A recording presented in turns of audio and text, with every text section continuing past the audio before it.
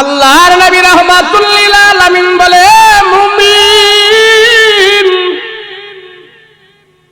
তোমার ঈমানের এত দাম, তুমি ঈমানদার হওয়ার কারণে তোমার ঈমানের এত পাওয়ার, এত দাম।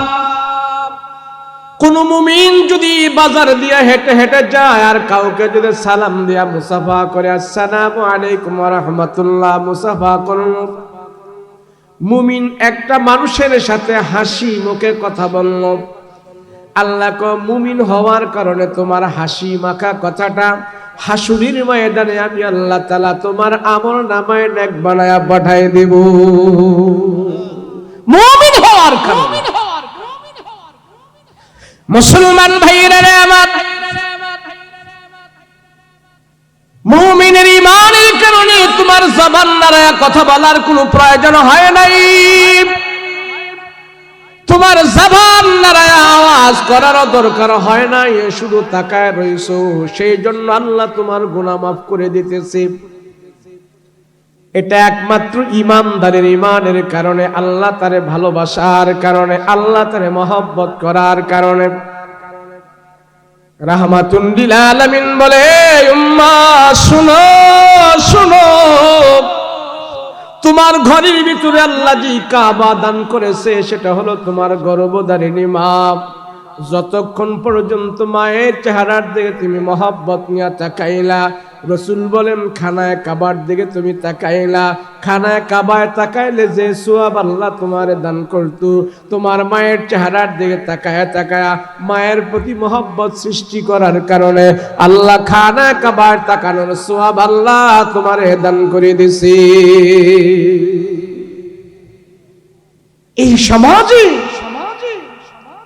এমন সন্তান আছে মায়ের চেহারায় তাকাবে দূরের কথা, মাসের কি মাস, বছর কি বছর যায়, মায়ের একটু খবরও নেয় না। কথা বলেন ঠিক কি?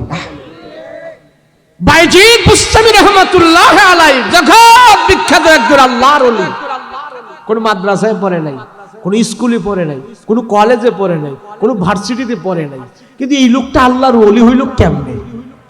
বলে মায়ের কুলের বিশ্ববিদ্যালয়ে পড়াশোনা করে মায়ের চেষ্টা মুজাহিদা করার কারণে আল্লাহ তার জগৎ বিখ্যাত ওলি বানায়া দিয়েছেন। সুবহানাল্লাহ। কেমনে? বাইজিদ বুস্তামি বড় হইল, বুঝ হইল, তো বুঝ হওয়ার পরে সে খানায় কাবায় গেছে হজ করার জন্য।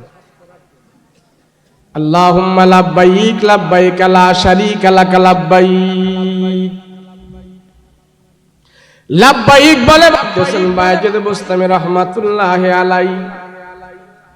তওয়াফ করা শেষ, এবার বাইজিদ বুস্তামি তার মনের ভিতরে আগ্রহ জাগলো যে তওয়াফ করলাম, বাইতুল্লাহ আসলাম হজ করার জন্য, আমার হজ আল্লাহ কবুল করেছে কি করেছে কিনা কেমনে জানলো, কেমনে জানলো? বাইজিদ বুস্তামি রাহমাতুল্লাহি আলাইহি খানা কাবা তওয়াফ করে হাতিমে কাবার উপরে বসে আছে আর দোয়া করতেছেন, আয় আল্লাহ, যারা যারা বছর হজ করতে আসছে কার কার হজ তুমি কবুল করেছো আমার একটু জানায় দাও, আমার একটু জানায় দাও, আমি জানবার মনে চাই কতজন হাজির হজ কবুল করেছো। আল্লাহ যদি তার এটা জানায় দেয় তাইলে সে বুঝতে পারবে তার হজ কবুল হয়েছে কি হয়েছে না। একটু টেকনিক খাটায় হিকমত খাটায় আল্লাহর কাছে বলতেছেন, আল্লাহ তুমি আমারে জানায় দাও কতজন হাজির হজ কবুল হয়েছে, আমি তোমার কাছ থেকে জানতে চাই। বাইজিদ বুস্তামি রাহমাতুল্লাহি আলাইহি দোয়া করতে করতে হাতিমে কাবার উপরে বসে ঘুমায়া গেছে। ঘুমের ঘরের ভিতরে আল্লাহ পাক বাইজিদ বুস্তামিকে স্বপ্নে দেখাইতেছেন, হে বাইজিদ, যত হাজি সাবরা আছে হজ করার জন্য আমি আল্লাহ সবার হজ কবুল করলাম, তবে একজন হাজির হজ আমি আল্লাহ কবুল করি নাই, তারে তুমি খানায় কাবায় পাবে না, তারে তুমি মক্কায় পাবে না। ওই সাফা মারওয়া পাহাড়ে যায় দেখো হাজিরা সেখানে কান্নাকাটি করতেছে, আমি ওই হাজির হজ আমি আল্লাহ কবুল করি নাই। যাও ওখানে যাও।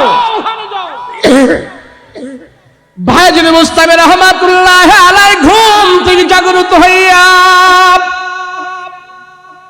হায়রে কি দেখলাম, সবার হজ আল্লাহ কবুল করলো, হাজির হজ আল্লাহ কবুল করে নাই, সে নাকি আবার খানায় কাবায় নাই, সাফা মারওয়া পাহাড়ের মধ্যে নাকি আছে।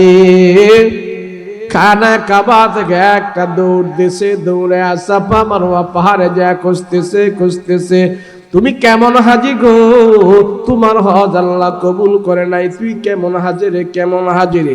পুরাটা সাফা মারওয়া পাহাড় খুঁজি হাজিটাকে বার করলেন, দেখলেন একটা লোক, একটা হাজি সাফা মারওয়া পাহাড়ের চূড়ার ভিতরে পড়ে পড়ে আল্লাহর দরবারে কান্না করতেছে, মাথার চুলগুলো ছিঁড়ে ফেলতেছে, বুকে হাত মারতেছে, হাউমাউ করে শুধু কান্নাকাটি করতেছে। বাজির বুস্তামি আস্তে আস্তে করে হাজিটার পিছনে যা দাঁড়াইলো, দাঁড়া দেখতেছে লোকটা এক হাত দিয়ে আল্লাহর দরবারে দোয়া করতেছে, আরেকটা হাত তার দেখা যায় না, দীর্ঘক্ষণ পর্যন্ত দোয়া করতেছে। দোয়া করা যখন শেষ হইল, বাজির বুস্তামি তার মাথার মধ্যে হাত দিয়া বলে, ভাই সমস্ত মানুষ খানায় কাবার সেখানে কান্না করে, আল্লাহর ঘরে কান্না করে, তুমি সাফা মারওয়া পাহাড়ের মধ্যে কান্না করতেছো, কারণটা কি?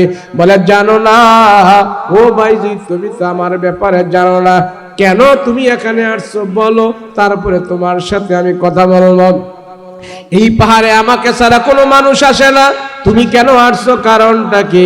এবার লোকটা ডাক দিয়া যখন নাকি কথা বললো, বায়েজিদ বুস্তামিকে, তুমি সাফা মারওয়া পাহাড়ে কেন আসছো? বায়েজিদ বলে পরে বলবো, আগে বলো তুমি এক হাত দিয়ে আল্লাহর দরবারে দোয়া করতেছো, কারণ কি? আর সাফা মারওয়া পাহাড়ে পরে পরে কেন তুমি কান্না করতেছো, কারণ কি? মানুষ তো খানায় কাবার সামনে আল্লাহর দরবারে হাত উঠায়া কান্না করি, এখানে কেন? লোকটা ডাক দিয়া বলে, ও বাইজি, তুমি আমাকে চিনো না, আমি তোমাকে চিনি, তুমি জগৎ বিখ্যাত একজন আল্লাহর ওলি, আমি তোমাকে ভালো করে চিনি, তুমি আমাকে চিনো না। এই সাফা মারওয়া পাহাড়টা হলো এমন একটা পাহাড়, এই পাহাড়ে আল্লাহ বিশাল বড় বড় জালিমদেরকে ক্ষমা করছে। বর্তমান সময়ে আমিও আল্লাহর একজন বড় জালিম, আল্লাহর আদালতে আমিও একজন বড় জালিম, সেই জন্য আমি এখানে বসে বসে আল্লাহর দরবারে হাত উঠায়া দোয়া করতেছি। বায়েজিদ বুস্তামি কয়ে, এক হাত দিয়া দোয়া করো কেন? মানুষ তো আল্লাহর দরবারে দুই হাত উঠায়া দোয়া করে, তুমি এক হাত দিয়া দোয়া করো, কারণটা কি? লোকটা ডাক দিয়া বলে, ও বাইজি, আমার নাম হলো হারুন, তোমার নাম হলো বায়েজিদ, তুমি হইলা জগৎ বিখ্যাত একজন আল্লাহর ওলি, আর আমি হইলাম জগৎ বিখ্যাত একজন সন্ত্রাসী। তুমি যে দেখতেছ আমি এক হাত উঠায়া দোয়া করি, চাদরটা এভাবে সরাইয়া দেখাইতেছে, কয় দেখো আমার এই হাতটা আমার দেহের ভিতরে নাই। বলে কোথায় গেল? কয় হজে আসার আগে আমার হাতটা আমার দেহ থেকে আমি কাইটা কোবায়া আমার নিজের হাতে আমার এই হাতটা আমি আমার দেহ থেকে আলাদা করে ফেলে দিয়েছি। বলে কেন রে, নিজের হাত তুমি কেন নিজে কাইটা ফালাইলা, কারণটা কি? লোকটা ডাক দিয়া বলে, ভাইজি, তোমার মা তোমাকে ছোট কালে তোমাকে নিয়ে, তোমার মা কোরআন কিতাব তোমাকে শিখাইছে, ওযু গোসল শিখাইছে, নামাজ রোজা শিখাইছে, আল্লাহ নবী তোমারে শিখাইছে, ওযু গোসল তোমারে শিখাইছে, তোমার মা তোমার প্রতি সেবা করেছে, যত্ন করেছে, তোমার মা তোমাকে জান্নাত জাহান্নাম ভালো করে চেনাইছে, কোনটা পাক কোনটা না পাক, কোনটা হারাম কোনটা হালাল, তোমার মা তোমাকে সব শিখাইছে। আমার মা আমার প্রতি এত খেয়াল রাখে নাই, মা মায়ের মতো চলছে, আমি সন্তান আমার সন্তানের মতো চলেছি, পাড়া মহল্লার নেশাখোরদের ছেলেদের সাথে আমি চলাফেরা করেছি, তাদের সাথে চলাফেরা করে আমি 2 নাম্বার হয়েছি, আমি একজন নেশাখোর সন্তান হয়েছে।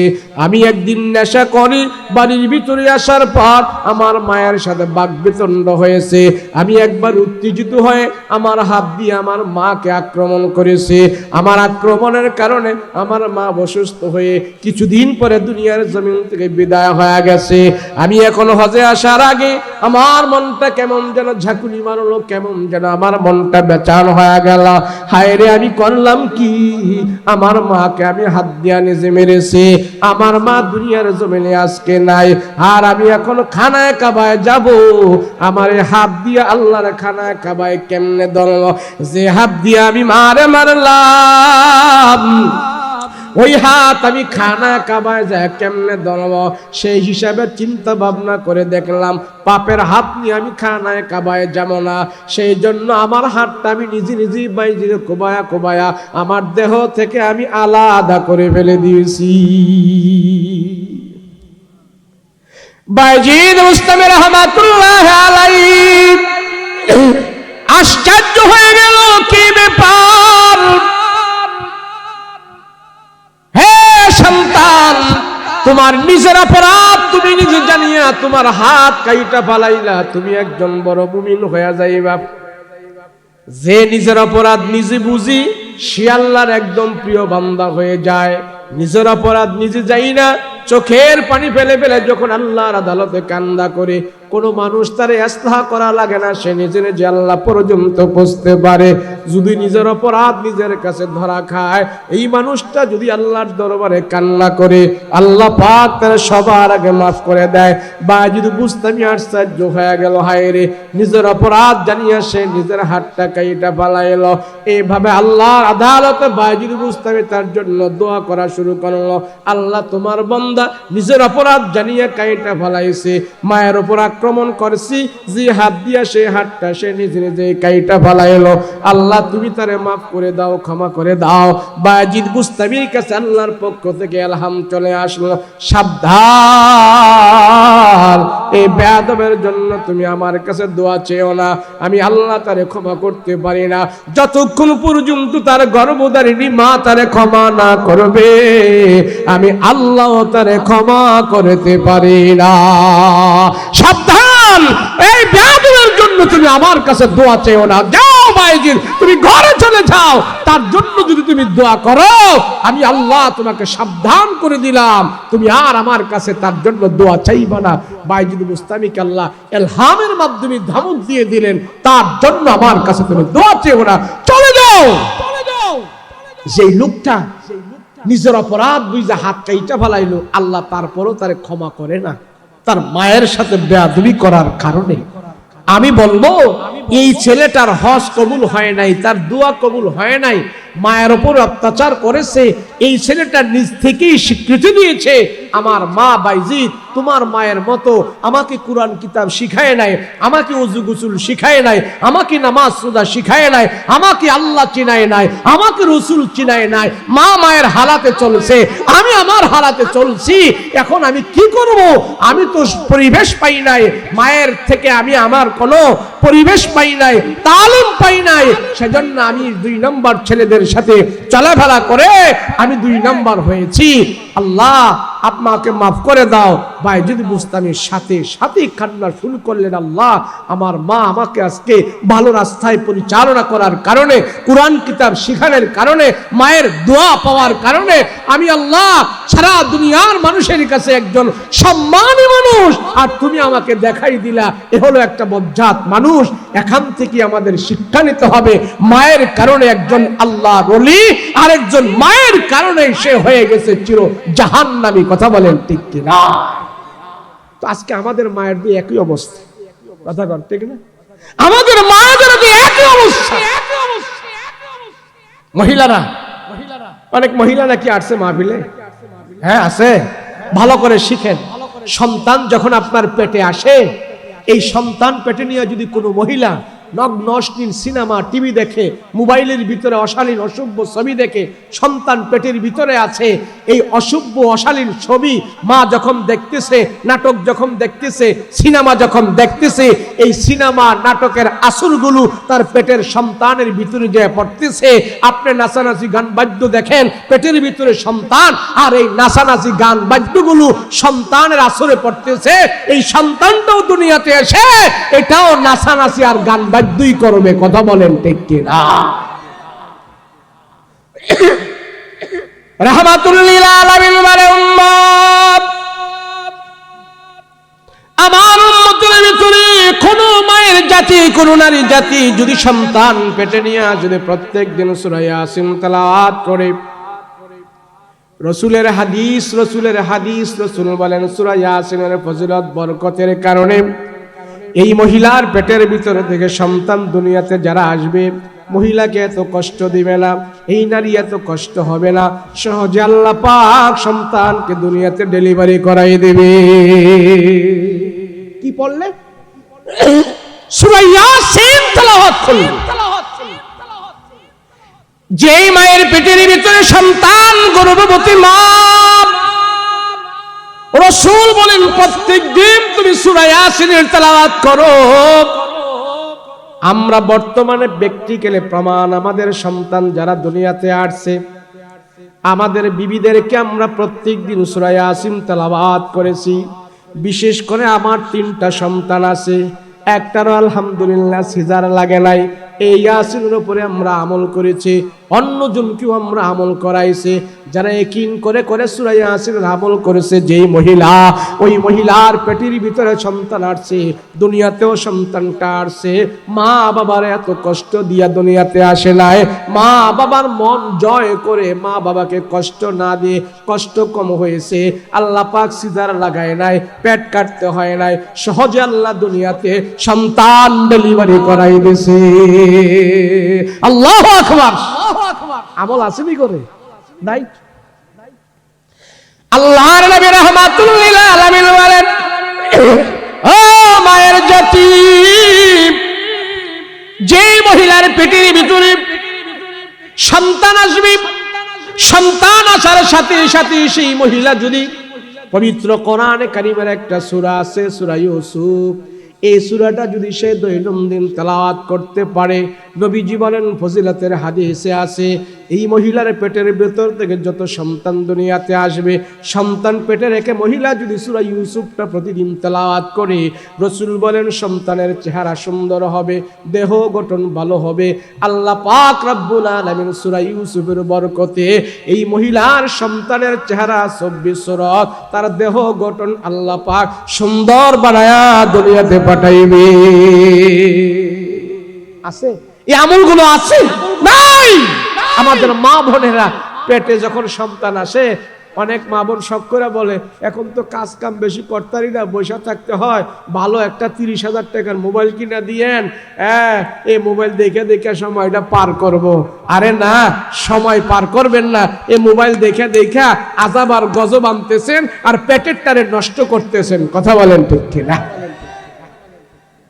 আব্দুল কাদের জিলানী রহমতুল্লাহ আলাইহি, উনি একদিন নামাজে দাঁড়াইছে, তো নামাজে দাঁড়ায়া মন খালি এদিক যায় সেদিক যায়, নামাজে মন থাকে না। চিন্তা করতেছে ব্যাপার কি, আমার হঠাৎ করে এই অবস্থা হইল কেন? উনি খুঁজে পায় না, ওনার মন এদিক সেদিক যাচ্ছে। তো মাকে যায় জিজ্ঞেস করে, মা আমি নামাজে দাঁড়াইলে নামাজে মন থাকে না, শুধু এদিক সেদিক যায়, কারণ কি? আমি তো কোনো গুনাহ করতেছি না, আল্লাহর নাফরমানি করতেছি না, আমার মনটাকে আমি নামাজে রাখতে পারতেছি না, কারণটা কি? তখন আব্দুল কাদের জিলানী রহমতুল্লাহ আলাইহি কথা বলার পর মা বলল, সন্তান এটা আমি কেমনে বলবো, আমি তো আলহামদুলিল্লাহ আল্লাহর হুকুমের উপরেই আছি, আমিও তো আল্লাহর কোনো নাফরমানি করছি না। তখন আব্দুল কাদের বললেন, হঠাৎ করে তার মুখ থেকে কথা চলে আসলো, বলেন, মা আমাকে পেটে নিয়ে কি আপনি কোনো বড় ধরনের গুনাহ টোনা করছেন, আল্লাহর কোনো নাফরমানি করছেন? একটু মোরাকাবা করেন না, কইরা দেখেন না, খেয়াল করে। তো মা মোরাকাবা করলো, করে দেখলো যে না, আমার সন্তানকে পেটে নিয়ে তো আমি কোনো হারাম করি নাই। তো আব্দুল কাদের জিলানী রহমতুল্লাহ আলাইহি আবার পরের দিন নামাজে দাঁড়ায় দেখে একই অবস্থা। তো নিজের আমল খুঁজে পায় না, কোনটা নষ্ট হয়েছে কোনটা খারাপ হয়েছে। এখন মারে বলতেছে, মা আমি এমন হচ্ছে কেন? আব্দুল কাদের জিলানী রহমতুল্লাহ আলাইহির মা সাধারণ মা না, আবার মোরাকাবায় বসে গেল, দেন খেলা আরম্ভ করলো। আমার সন্তান পেটে থাকতে আমি কোনো খারাপ করেছি কিনা, আমি কোনো গুনাহ করেছি কিনা, আমার দ্বারা বেখেলে কোনো গুনাহ হয়েছে কিনা। জিলানীর মা মোরাকাবায় বসার পর এবার চিন্তায় পড়ে গেল, হায় হায়, ছোট্ট একটা ভুল তো আমার হয়ে গিয়েছিল। আমার সন্তান পেটে থাকা অবস্থায় পাশের বাড়িওয়ালা আমার কাকা, আমার সন্তানের কাকা পাশের বাড়িওয়ালা, সে ছাদের উপরে গিয়ের কৌটা মুখ খুলে রৌদ্র দিয়েছিলেন। আব্দুল কাদের পেটে থাকা অবস্থায় তার মা 1 কর পরিমাণ ঘি কৌটা থেকে মুখে দিয়েছিলেন, এটা বিনা অনুমতি দিয়েছিলেন, অনুমতি নেয় নাই। মুরাকাবা করে তার ধ্যান খেল হয়ে গেল, এরকম একটু অপরাধ আমি করেছি, অনুমতি না নিয়ে 1 কর পরিমাণ ঘি সেই কৌটা থেকে আমি মুখের ভিতরে দিয়েছিলাম, এটা মনে হয় আমি ভুল করে ফেলেছি, আমি অনুমতি না নিয়ে পরের খাবার কেন আমার মুখে ঢুকাইলাম। এই কথাটা ওনার স্মরণে চলে আসছে, বারবার দিলটা ধাক্কা দিতেছে, বারবার শুধু এটাকে তিনি স্মরণ করতেছে আর বলতেছে মনে হয় আমার বড় অপরাধ হয়ে গেছে। আব্দুল কাদেরের সাথে যে পরামর্শ করলো, রে আব্দুল কাদের, আমার মনে হয় এতটুকু আমি ভুল করে ফেলেছি, আমার তোমার বাসার বাড়ির কাকা থেকে ঘিয়ের কৌটা থেকে 1 কর পরিমাণ ঘি যখন নাকি আমি বিনা অনুমতি মুখে দিয়েছি, ওই কাজটা এখন বারবার আমার নাড়া দিতেছে, আমি মনে হয় তোমাকে পেটের ভিতরে নিয়া এরকম মস্ত বড় একটা ভুল আমি করে ফেলেছি, এটা আমার ভুল হয়েছে। আব্দুল কাদের জিলানী রাহমাতুল্লাহ আলাইহি বলে, ও মা, ছোট ভুল এটা নয়, ছোট ভুল নয়, মাগো আমাকে পেটে রেখে তুমি বিনা অনুমতিতে একটু খাবার যখন মুখে ঢুকাইলা, সেটা হারাম ছিল, সেটা জায়েজ ছিল না। যাও পাশের বাড়ি কাকাওয়ালা থেকে তুমি যা একটু ক্ষমা চেয়ে নাও, ক্ষমা চেয়ে নাও। কাদিরের মা, আব্দুল কাদেরের মা দৌড়ে যায় পাশের বাড়িওয়ালা কাকা থেকে ঘটনা খুলে বলল, ক্ষমা করে দিল, ক্ষমা চেয়ে নিল। এবার এসে আব্দুল কাদেরকে বলে, তোমার পাশের বাড়ির কাকা আমাকে ক্ষমা করে দিয়েছে, যাও আব্দুল কাদের, যায় তুমি নামাজের মধ্যে দাঁড়াও, আমি আল্লাহর কাছে এতটুকু অপরাধের জন্য আমি ক্ষমা চেয়ে নিয়েছি, আমি আল্লাহর কাছে মাফ চেয়ে নিয়েছি, আর আমার এমন ভুল হবে না। যা সন্তান এবার নামাজের মধ্যে দাঁড়াও। আব্দুল কাদের রাহমাতুল্লাহ আলাইহি যখন নামাজের মধ্যে দাঁড়াইলেন, 2 রাকাত নামাজ পড়ে মায়ের সাথে আবার পরামর্শের জন্য আসলেন, বলতেছে, ও মা, আগের নামাজ আর এখনকার নামাজ আকাশ পাতাল পার্থক্য হয়ে গেছে, এখন নামাজ পড়ে আমি আব্দুল কাদের মনের ভিতরে এত শান্তি পেয়েছি, এই কয়েকদিন আগে এমন শান্তি আমি পাই নাই। কত হারাম! আমি আমার সন্তানের জন্য কত হারাম খাবার খাচ্ছি, আমি আমার সন্তানকে বাড়ি ঘর করে দেওয়ার জন্য আমি হারাম খায়া, আমি ঘুষ খায়া, আমি সুদ খায়া আমার সন্তানকে বিল্ডিং উঠাই দিয়া যাইতেছি। আমার মতন বোকা কি পৃথিবীতে আছে? আমি থাকবো কবরে আর আমার হারাম টাকার বিল্ডিং এ থাকবে আমার সন্তানে, আমার চাইতে ব্যাকুব লোক কি পৃথিবীতে আছে? হায় হায়, অনেক সময় দুনিয়ার লোভে পড়ে আমরা ঠিক থাকতে পারি না, দুনিয়ার চাকচিক্যের দিকে পড়ে অনেক ইমানদার পর্যন্ত তার ঈমান বিক্রি করে ফেলে, ঈমান হারিয়ে ফেলে। আব্দুল কাদের জিলানী রাহমাতুল্লাহ আলাইহি বলে, ও মা,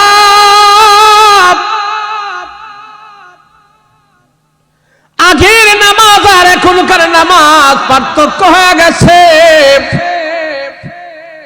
পাশের বাড়ির কাকা তোমাকে ক্ষমা করে দেওয়ার পর আমার ইবাদতের ভিতরে শখ পয়দা হয়ে গেছে, ইবাদত মজা লাগছে।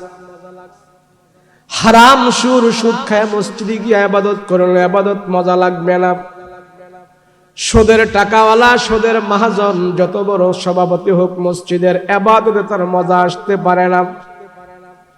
সুদের টাকা খায় আপনি রোজা রাখবেন, রোজার ভিতরে মজা পাবেন না। হারাম টাকা খায়া মসজিদে যে সাজদা দেয়, সাজদার ভিতরে মজা আসবে না। ভেন্ডাইবা রিকশাওয়ালা, রিকশা চালক হালাল ইনকাম করে যখন সে তাহাজ্জুদের সাজদা দেয়, ওই তাহাজ্জুদের সাজদা তামাম দুনিয়ার চাইতে আরো বেশি মজা, দুনিয়ার চেয়ে মজা। সবচেয়ে বড় আফসোস আর দুঃখ কি জানেন? যাদের হালাল ইনকাম, ভেন্ডাইবা, রিকশাওয়ালা, দিন মজুর, শ্রমিক, এদেরকে নিয়ে অনেক সময় আফসোস হয়।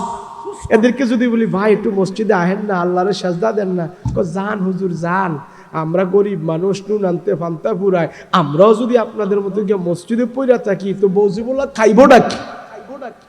কয় কি কয় না? এই কথা কন না, কয় কি কয় না? যে হাতের ইনকাম যারা করে তাদের ইনকাম পৃথিবীর জমিনে পিওর, এই পিওর ইনকাম দিয়ে আল্লাহকে ডাক দিলে আল্লাহ অবশ্যই তার কথা শুনবে এবং তার দোয়া কবুল করবে। কিন্তু সবচেয়ে আফসোস কি জানেন, এই রিক্সাওয়ালাকে নিয়ে আমার অনেক সময় আফসোস হয়। বললাম, আরে ভাই তুই নামাজ পড়, তুই যে রিক্সা চাপোস, তোর হাতে হ্যান্ডল, পায়ে পেট্রোল, গায়ে ঘাম, সব রক্ত মাংস ক্ষয় কইরা এরপরে দিন তুই 400, 500, 1000 টাকা ইনকাম করো, এটার মতো পিওর হালাল ইনকাম নাই। খোঁজ নিয়ে দেখা গেলে দেখা যায় কি, এই রিক্সাওয়ালা বজ্জাত এই রিক্সাটাই কিনছে কিস্তিতে টাকা উড়াইয়া। কথা বল ঠিক না? তা আমি করলাম, আরে কষ্ট করে করস, কিস্তির টাকা বাদ দে, দরকার হয় নিজের জমি বিক্রি করে একটা রিক্সা কিন। অন্য লোক তাহাজ্জুদের সাজদা দিয়া যে মজা পাবে আর তুই নামাজ পড়ে আলাদা মজা পাবি, তোর ইনকাম হালাল। কথা বলেন ঠিক কিনা? আব্দুল কাদের জিলানী রাহমাতুল্লাহ আলাইহি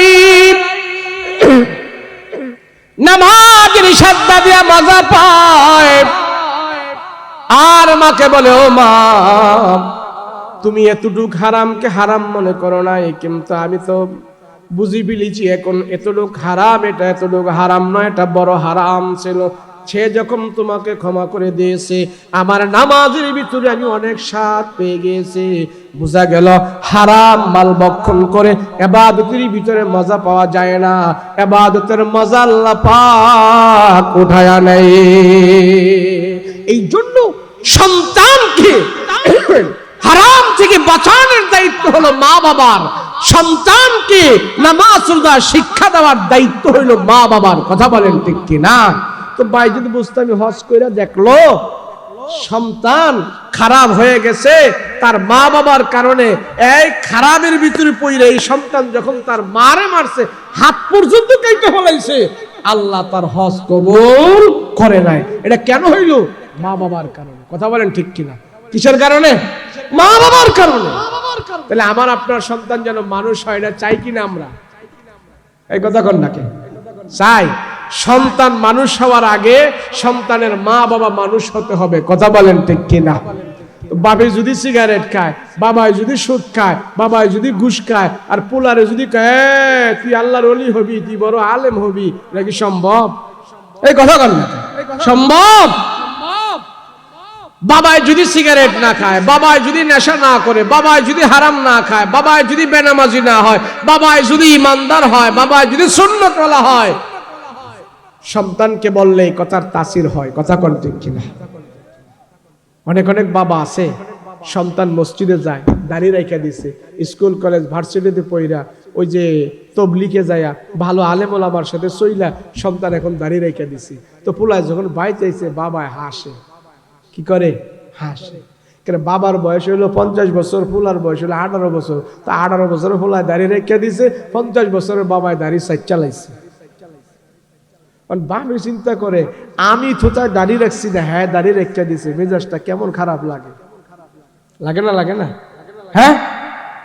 তো এখন খারাপ যে লাগে, বাপে কি এখন পোলারে দাঁড়িয়ে সাঁচাইবো না বাপের ডি রাখবো? যুগ বিয়োগ করতেছে, আছে না? না যুগ বিয়োগ করতেছে। যুগ বিয়োগ করে চিন্তা করে দেখছেন না, আমি এত আগে দাঁড়িয়ে রাখতাম না, 50 বছর হয়েছে, না কয় বছর হয়েছে, আরো আল্লাহ যদি হায়াত দেয় তাহলে 70 বছর বাঁচবো, 20 বছর না, এখন দাঁড়িয়ে রাখা যাবে না। তো পোলারে ধমকায়, বেটা তুই যে এত আগে দাঁড়িয়ে রাখছস, তোর তো ভালো মানুষের মাইও বিয়া দিত না। আছে না? না পোলারে বাপে তালিম দিতে আছে, হ্যাঁ, আর মা এসে টিটকারি করে, হ্যাঁ হুজুর হয়েছে গা, হ্যাঁ দাড়ি রাখছে, হ্যাঁ হুজুর হয়ে গেছে গা, তোর কাছে ভালো সুন্দরী মায়া বিয়া দিব, দাড়ি টাড়ি ফালা, নতুন বিয়া টিয়া করবি। মায় কয়, কে কয়? মায় কয়। যদি কোনো সন্তান আল্লাহর আইন মানে, আল্লাহর হুকুম মানে, রসুলের সুন্নত মানে, যদি কোনো মা, যদি কোনো বাবা সন্তানকে এই সুন্নত থেকে, আল্লাহর হুকুম থেকে দূরে সরায় দেয়, এই মা বাবার কপালে আলিক কি আছে? কথা বলেন ঠিক কিনা? আলিক কি আছে? এর জন্য আমি পিতা, আমি গার্জিয়ান, আমার সন্তান যেন কোরআন পড়নেওয়ালা হয়, আমার সন্তান যেন সুন্নতওয়ালা হয়, আমার সন্তান যেন আল্লাহকে সিজদা দিতে পারে, আমার সন্তান যেন কোরআন তেলাওয়াত করতে পারে, এমন মন মানসিকতা আমার থাকতে হবে। কথা বলেন ঠিক কিনা? কথা বলেন ঠিক কিনা? হাসরের ময়দানে আপনার সব সম্পত্তির মালিক যখন হাসরের ময়দানে সব সম্পত্তি পুলার জন্য জায়েজ হইব, আর আপনি 2 নাম্বারই করে দিয়ে গেছেন, আপনার জন্য এগুলি হারাম হইব। কথা বলেন ঠিক কিনা? তো পুলায় তো মস্তানি করব, পুলায় তো এগুলি বেচা বেচা অনেক সময় খাইব, পুলায় তো আরাম করব, কিন্তু এর সাজা কিন্তু আপনি আর আমি ভোগ করতে হবে। কথা বলেন ঠিক কিনা? এখন কি সাজা ভোগ করবেন নাকি পুলারে হালাল ইনকাম দিয়া যাইবে? যেই লোকটা তার সন্তানকে কোরআন শিখাইলো, এই যে একটু আগে ছেলেটা এবং মেয়ের ইংরেজি কইছে না, এ কথা কয় না কেন? ইংরেজি কইছে না? যুগ চাহিদার কারণে আমরা হুজুররা বাধ্য হয়েছি ইংরেজি শিখাইতে। না হয় এমন কোটি কোটি কোটি কোটি ইংরেজি যদি এক পাল্লায় রাখা হয়, আর সূরা ফাতিহা যদি এক পাল্লায় রাখা হয়, সূরা ফাতিহার পাল্লাই তো ভারী হবে। কথা বলেন ঠিক কিনা? আমার সন্তান যদি আমার মৃত্যুর পরে সূরা ফাতিহা আমার কবরের সামনে পড়ে, 3 বার সূরা ইখলাস পড়ে, 1 খতম কোরআনের সওয়াব আল্লাহ আমার কবরে পৌঁছাইয়া দিবে। যদি আমার কবরের পাশে আমার সন্তান দাঁড়িয়ে দাঁড়িয়ে সূরা ইয়াসিন তেলাওয়াত করে, আল্লাহ 10 খতম কোরআনের সওয়াব আমার কবরের ভিতরে পৌঁছাইয়া দিবে। কোটি কোটি কোটি কোটি বার ইংলিশে বক্তব্য দিলে, ইংরেজি পড়লে, ইংরেজি জানলে আমার কবরে সওয়াব যাবে না? যাবে? এরপরে ইংরেজি শিখানোর বিরুদ্ধে আমরা না, যুগের আলোকে বদ্দিনকে দিনের পথে আসার জন্য, আমেরিকার বুকেও আমরা ইসলাম প্রতিষ্ঠা করার জন্য, যুগ চাহিদার জন্য, যুগ চাহিদার আলোকে, সামাজিকতার কারণে আলহামদুলিল্লাহ মাদ্রাসাগুলোর ভিতরে ইংরেজি শিখাচ্ছে। এরপরেও আমার আপনার সন্তান এখানে ইংরেজি শিখে, আরবি শিখে, অঙ্ক শিখে, সব শিখে। এই শিক্ষাটা এমন ভাবে আমরা সমন্বয় করেছি, কোরআনের শিক্ষার সাথে যদি কোনো একটা ছেলে ইংরেজিও শিখে, এই ইংরেজি শিখে সে ইংরেজ হবে না, বদ্দিন হবে না, সে কোরআনের সাথে থাকার কারণে সে ইমানদার হতে পারবে। কথা বলেন ঠিক কিনা? এজন্য পড়াইবেন তো ইনশাআল্লাহ, সন্তানদেরকে পড়াইবেন মাদ্রাসায়। আমাদের কুমিল্লা টুমিল্লার ওদিকে একটা রেওয়াজ আছে, যদি কোনো বাপের পোলা পাইন 5-6টা হয়, তো যেটা একটু চোখে দেখে না, কানা বেরিঙ্গা ল্যাংরা খুরা যেটা আছে না, এটা বাইর ইত্রামি বান্দ্রামি করে বাপ মা এটারে বাইন্দা মাদ্রাসার মধ্যে না দিয়া যায়। তো দেখা যায় বাপ মা এটারে সোজা করতে পারে না, হুজুররা মাদ্রাসায় রাখে এটারে সোজা করে। আছে না? না নাই? লাস্ট ফলাফল কি? ওই যে 4-5টা ভালো ছিল, এগুলা এখন বিদেশ যাইয়া, আমেরিকা, লন্ডন, জাপান যাইয়া বাপ মারার খবর নেয় না। এই ল্যাংরাটাই এখন মাদ্রাসায় পড়া বাপ মার খবর নেই। কথা কোন ঠিক কিনা? মাদ্রাসায় পড়াইলে ঠগে না, আমরা মাদ্রাসায় পড়া ঠগি নাই। আমার বাড়িতে এমন মাদ্রাসা আছে, এই উঠে কেডা এখন দোয়াইব, উঠে কেডা, হ্যাঁ দোয়াইব, উঠে কেডা, যে উঠবো এখন 500 করে টাকা রাখবেন, 100 কম নাই, 500 করে টাকা রাখবেন যে উঠবো এখন। হ্যাঁ উঠবেন না কেউ? উঠবেন? কে উঠবো? হাত উঠান। উঠাইছে 2জনে। দোয়া করবো এখন। দোয়া করার দরকার আছে নি? কারণ আমি মুসাফির, দোয়া করার দরকার আছে? গুনাহ আছে কার কার? হাত উঠান তো। গুনাহ আছে? হ্যাঁ না, এর হাত উঠান। হ্যাঁ গুনাহ আছে, তো গুনাহ থাকলে দোয়াও করতে হবে। কথা বলেন ঠিক কিনা? আর যারা ফিরিস্তা আছেন যে আমরা ফিরিস্তা, আমাকে গুনাহ টুনা নাই, চুপ করে আপনারা জানগা, কোনো অসুবিধা নাই। গুনাহ আছে তো? আমার বাড়িতে এমন মাদ্রাসা আছে, আমার বাপে কইরা গেছে, আমার বাড়ি বাজার মাদ্রাসা একসাথে। আমার বাবায় যে এটা আবার কইেন না হুজুর এইটা কইতেছে কেরে, এগো বাড়ির কথা কইতেছে কেরে, এনে যদি আমার বাড়ির কথা মাদ্রাসার কথা কই অসুবিধা নাই, কেরে জানেন আমি আপনার এলাকায় নির্বাচন করতাম না, বোর্ডের লেগে কই না, এটা জানার লেগে কই, বুঝছেন? মাদ্রাসা দিলে যে ঠগে না, মাদ্রাসায় টাকা পয়সা জমি জামা দিলে যে দুনিয়াতে ঠগে না, আখিরাতে যে ঠকবে না, এটার একটা জ্বলন্ত প্রমাণ আমি। তো আমার বাজার বাড়ি মাদ্রাসা একসাথে, তো বাজারের আশেপাশের জায়গা তো একটু দামি থাকে, ঠিক না? এই কথা না দিই, যেই জায়গা 1 বিঘা জায়গা মাদ্রাসার জন্য সর্বপ্রথম আমার বাবা অক্ষ করে দিচ্ছে। তো ওইটা যখন অক্ষ করে দেয়, আমার চাচা, আমার আত্মীয় স্বজন সবাই বাধা দিচ্ছে,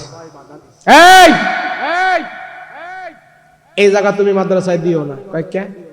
কয়টা দামি জায়গা, এটা তোমার পোলা মায়ার রিজিক, এটা ছাড়া অন্যটা দাও। আমার বড় চাচায় যে এটা ওরা সবাই কইছে, এটা তোমার পোলা মায়ার রিজিক, এটা দিও না, এটা অনেক দামি জায়গা। তো আমার বাবাই বলল, আমার পোলা মায়া দুনিয়াতে আইছে, আল্লাহ করে পাঠাইছে, এই জায়গার রিজিক দিয়া না, তাদের রিজিক দিয়েই আল্লাহ তাদেরকে দুনিয়াতে পাঠাইছে। এই জায়গা দিলে যেন তাদের রিজিক হবে, আর না থাকলে রিজিক হবে না, এটা ইমানি কথা না। নিয়ত করছি, এটা মাদ্রাসায় দিয়ে দিছি। ওই জায়গার দাম বর্তমানে 2 কোটি টাকা। কয় কোটি? 2 কোটি টাকা। আমরা ভাই বোনের এটা পাইতাম, কিন্তু মাদ্রাসায় দিয়ে দিছি। আলহামদুলিল্লাহ, এমন 2 কোটি টাকার বহুত 2 কোটি টাকা আল্লাহ দেয়া দিছে, আর বেশি কইতাম না। আলহামদুলিল্লাহ, 1-2 কোটি একদিক দিয়ে দিয়েছে আল্লাহ, এমন কয়েক কোটি কয়েক জায়গা দিয়া দিছে। মাদ্রাসায় দিলে ঠগে না। এক মাদ্রাসার কারণে আমার গ্রামে প্রায় 30 জনের উপরে কোরআনের হাফেজ আছে। 10 থেকে 12 জন দাওরা হাদিস মৌলবী আছে, 7 জন মুফতি আছে, শুধু এই মাদ্রাসাটা হওয়ার কারণে। তাহলে কি খারাপ করে গেল না ভালো করে গেছে? আমরা 3 ভাই আলেম, আমার ভগ্নিপতিরা আলেম, কেউ আলহামদুলিল্লাহ দুনিয়াতে কষ্টে নাই, সবাই হাসি মুখে ডাল ভাত খেয়ে গ্রামের সবার কাছে 10 জনের কাছে সম্মানিত হয়ে আমরা আছি। আলহামদুলিল্লাহ।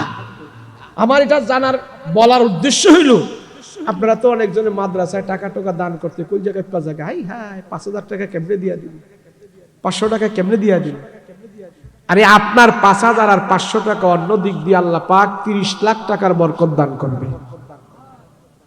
রসুলের কর মাদ্রাসা, আমি আপনি চলে যাব, আমি আপনি কবরে থাকবো, মাদ্রাসাও কবরে যাইব। এই কথা বলেন, কবরে যাইব। আপনার 5000 টাকার ইট এই মাদ্রাসায় থাকবে, আপনার 5000 টাকার চাউল মাদ্রাসার ছেলেরা খাইবে। খায়া যখন নাকি দোয়া করবে, খায়া যখন নাকি কোরআন তেলাওয়াত করবে, আপনার ইটের নিচে বসে বসে আল্লাহর কালাম তেলাওয়াত করবে, আসমান জমিনের মালিক আল্লাহ ঘোষণা করবে, তোমার আর্থিক মেহনত পরিশ্রমের টাকা দিয়ে কোরআনের বাসস্থান করেছো তুমি কবরে, সেখানে চলে কোরআনের তেলাওয়াত, সেই তেলাওয়াতের আওয়াজ আল্লাহ তোমার কবরে নেক বানায়া পাঠাইতে থাকবে। কথা বলেন ঠিক কিনা?